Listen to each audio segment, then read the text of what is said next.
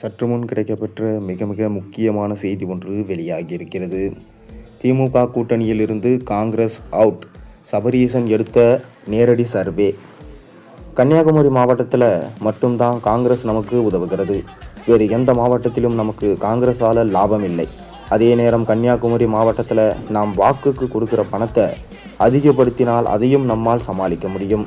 அதாவது காங்கிரஸ் கூட்டணி விவகாரத்தில் திமுக சொல்வதை சோனியா காந்தி முழு மனதாக ஏற்றுக்கொண்டிருக்கார்.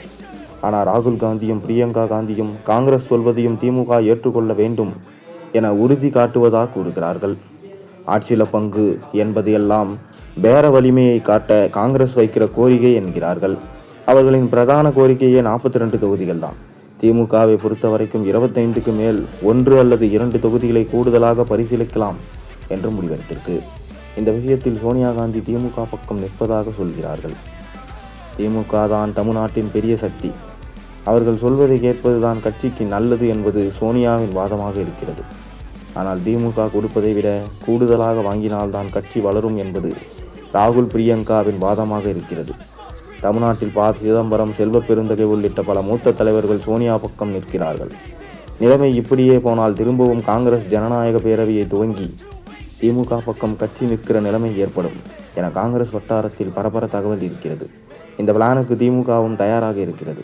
அதனால்தான் முதல்வரே கூட்டணி ஆட்சி தமிழ்நாட்டுக்கு ஒத்து வராது, அது காங்கிரசுக்கு தெரியும் என்று சொன்னதாக கூறப்படுகிறது. இந்நிலையில் தூத்துக்குடி உள்ளிட்ட மாவட்டங்களில் ஆலோசனை மேற்கொண்டார் சபரீசன். அதைத் தொடர்ந்து அடுத்தடுத்த மாவட்டங்களும் அவர் திமுக நிர்வாகிகளை சந்தித்து ஆலோசனை மேற்கொண்டு வருகிறார். இந்த ஆலோசனையில் விஜய்க்கு 20% ஓட்டுகள் இருக்கிறது. அது உண்மையா? நீங்கள் என்ன நினைக்கிறீங்க?